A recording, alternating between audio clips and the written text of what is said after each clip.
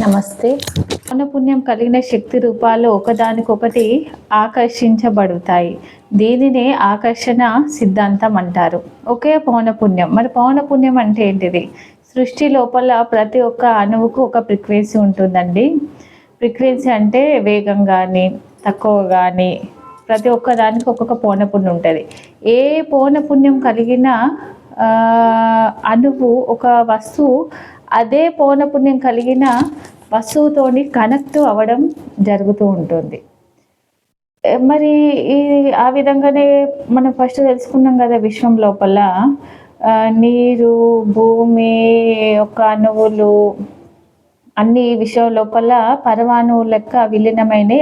అప్పుడు ఒకటి ఆకర్షణ కనెక్ట్ అయ్యి భూమిగా పంచభూతాలుగా ఏర్పడడం జరిగింది, సృష్టి నిర్మించడం జరిగింది. ఓకే, మరి ఇప్పుడు మనం ఏంటి తెలుసుకోవాల్సిందంటే ఒకే పౌనపుణ్యం అంటే మరి ఇక్కడ మనం ఏం తెలుసుకోవాలి?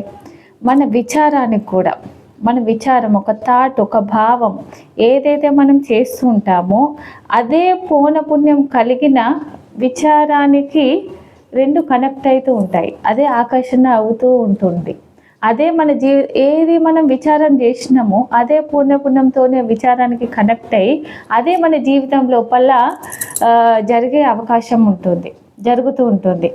మరి నేను నా విచారం లోపల, నా భావం లోపల ఏ పౌనపుణ్యం, ఏ విచారం లోపల ఉన్నాం? మంచి ఉందా, చెడు ఉందా? చెడు ఉన్నప్పుడు చెడుకి కనెక్ట్ అవుతుంటుంది కదా, ఆకర్షణ జరుగుతూ ఉంటుంది. చెడుకు ఏ ఫ్రీక్వెన్సీ ఉందో ఆ చెడుకు ఉన్న చెడు ఫ్రీక్వెన్సీ కనెక్ట్ అయ్యి ఆకర్షణ అవ్వడం జరుగుతుంది. మంచి అయితే మంచి కనెక్ట్ అవుతూ ఉంటుంది. ఇది మనం ఎప్పుడైతే తెలుసుకున్నప్పుడు, అందుకే మనకు పెద్దలు, గురువులు ఎందుకంటారు, మంచి ఆలోచించు, మంచి మాట్లాడు, మంచి సాంగత్యం ఉండు, మంచి విను, మంచి చూడు, మంచి చూడడం, మంచి వినడం, మంచి చదువు.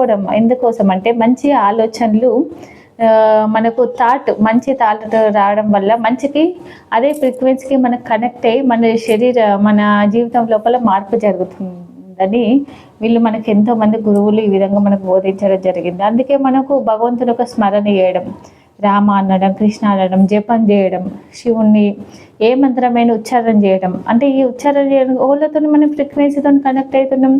భగవంతుని యొక్క నామము, శివుడు కానీ, రాముడు కానీ, కృష్ణుడు కానీ స్మరణ చేయడం వల్ల ఏమవుతుంది? ఆ ఫ్రీక్వెన్సీతోని భగవంతునితో మనం కనెక్ట్ అవుతున్నాం అన్నప్పుడు ఏమైతే భగవంతునికి ఒక ఎనర్జీ మన జీవితం లోపల కనెక్ట్ అవ్వడం జరుగుతుంటుంది, మార్పు జరుగుతూ ఉంటుంది. మరి ఇప్పుడు నేను ఏం చేయాలి? నాకు కావలసిన దానికి నేను నా అవసరం ఉన్నాయి. మనకు కోరికలు, లా ఆఫ్ అట్రాక్షన్ అంటే ఏదో కోరికలు కావాలి, గొంతమ్మ కోరికలు మనకు నెరవేర్చుకోవాలి అన్న విషయం కాదు. ఇది మనకు అవసరం ఉన్నాయి. మనకు లైఫ్, ఆరోగ్యం అందరికీ అవసరమే, ఫ్యామిలీ బాగుండడం అందరికీ అవసరమే, ఆ విధంగా సమృద్ధి, డబ్బు కూడా అవసరమే, అదేవిధంగా మంచి పేరు కూడా అవసరమే. ఏదైతే మనకు అవసరం ఉన్న కోరికను మనం ఏ విధంగా ఆకర్షించాలి అన్నది మనం ఇక్కడ ఏదైతే మనం తెలుసుకున్నప్పుడు అది మన జీవితం లోపల అన్వయించినప్పుడు మన జీవితం లోపల మార్పు జరుగుతూ ఉంటుంది. మరి దానికి కొన్ని రూల్స్ ఉన్నాయి, నియమాలు ఉన్నాయి. ఏదో మనం ఆలోచన చేస్తున్నాం, దాని వెనుక కర్మ కూడా చేయాలి. కర్మ చేస్తున్న కర్మతో పాటు మనం విశ్వాసం కూడా పెట్టాలి.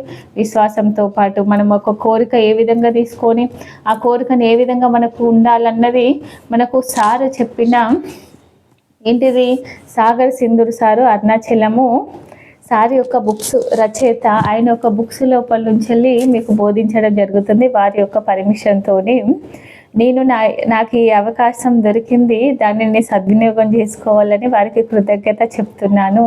Thank you sir, thank you.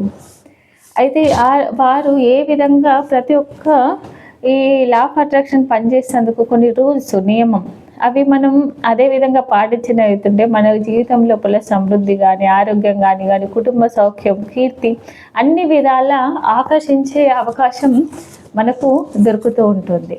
Thank you.